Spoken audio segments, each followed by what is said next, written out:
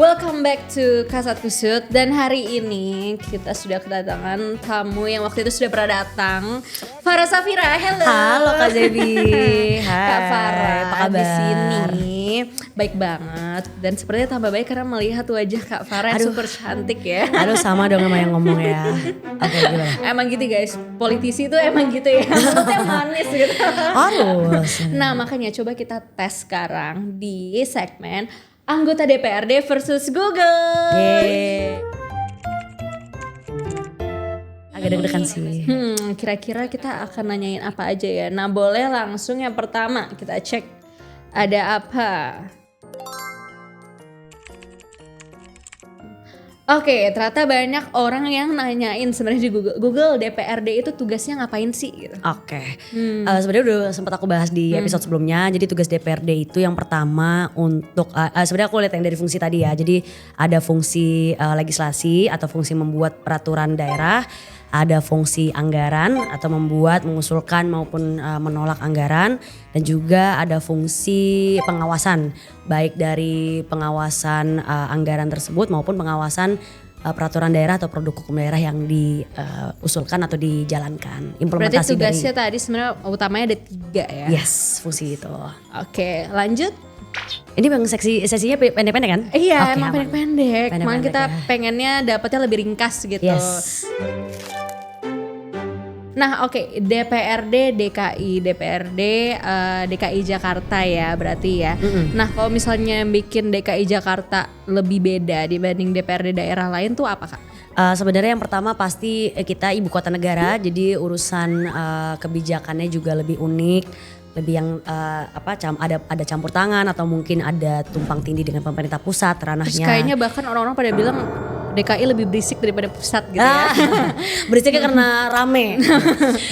Terus juga kita dari segi anggaran juga sebetulnya dibandingkan provinsi lain paling besar. Kita Berapa tuh? APBD 2025 ini di 91,14 triliun. Wow. Itu banyak banget. Terus dari segi komposisi dewan, sebenarnya kita nggak paling besar, tapi kita salah satu yang banyak juga. Kita ada 106 dewan. Wow. Dengan 10 atau 11 partai. Oke lanjut, apalagi nih sekarang? DPRD itu kepanjangan dari apa Kak? Kalau nggak tahu gue dimarahin ya.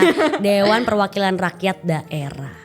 Berarti dari daerah, kalau Kak Farah dari daerah DKI Jakarta. Dapil mana Kak kemarin? Aku Dapil 8, Kecamatan Tebet, Pancoran, Mampang, Pasar Minggu, Jagakarsa, Jakarta Selatan. Wah banyak sekali ya. Yes. Oke, next. Oke. Nah, DPRD itu legislatif atau eksekutif gitu? Legislatif. Ya. Berarti dasar banget karena eksekutif itu DPR ya guys. Eksekutif itu di kementerian, lembaga itu masuk eksekutif. Kalau kita di DPRD di provinsi DKI yang termasuk eksekutif adalah dinas, kalau misalnya DPRD biro, dinas. pemerintah provinsi, kota sampai tingkat kelurahan. Oke, next.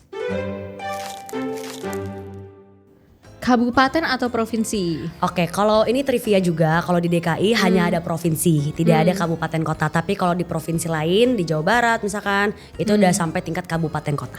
Kalau nanti dari jadi daerah khusus Jakarta itu juga gimana? Itu juga ada pembahasan, bisa jadi nanti wali kotanya dipilih. Tapi again itu masih wali kotanya dipilih, maka DPRD-nya juga ada tingkat kota atau kabupaten gitu ya, kayak di Pulau Seribu kan kabupaten, sisanya kota administrasi. Cuma itu masih on discussion, we'll see.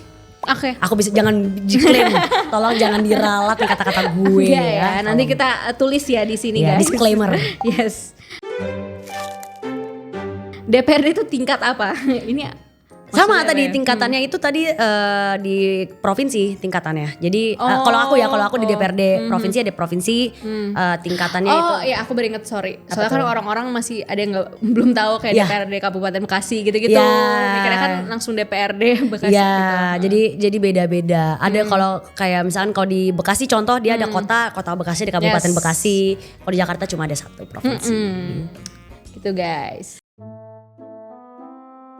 Mystery question time. Oh no. Apa tuh? Coba kita lihat Pertanyaan ya. terakhir.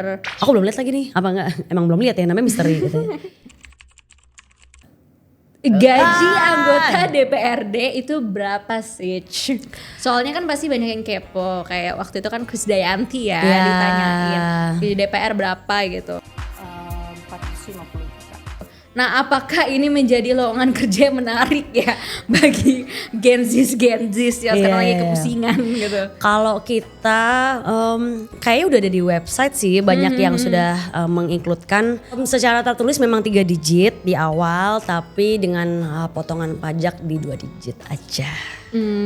Jadi lumayan ya kalau misalnya banyak anak-anak muda yang pengen masuk ke politik gitu, karena tidak hanya mendapatkan gaji di atas UMR tapi juga bisa bantu menyerap aspirasi masyarakat gitu ya. Betul. Itu sebenarnya memang ada perhitungannya sih, tapi memang kita juga potongan pajaknya juga gede. Hampir 20. Belum lagi kalau misalnya bantu-bantu masyarakat juga kan sebenarnya. Jadi sangat tipis take home pay ujung-ujungnya ya, sisa-sisanya aja. Soalnya kan di bayangan orang-orang kayak pejabat tuh kayaknya mewah, miliaran gitu-gitu loh. Iya, karena mungkin beda ya DPR RI sama DPRD provinsi ya. Kita kan tergantung APBD, kalau di DPR RI kan tergantung APBN. Yes, oke, terakhir buat Kak Farah mau minta ini kayak motivasi ataupun teman-teman yang tertarik buat masuk ke politik gitu. Aduh, ini gimana ya, mau bilang jangan, gak usah masuk, jangan kan.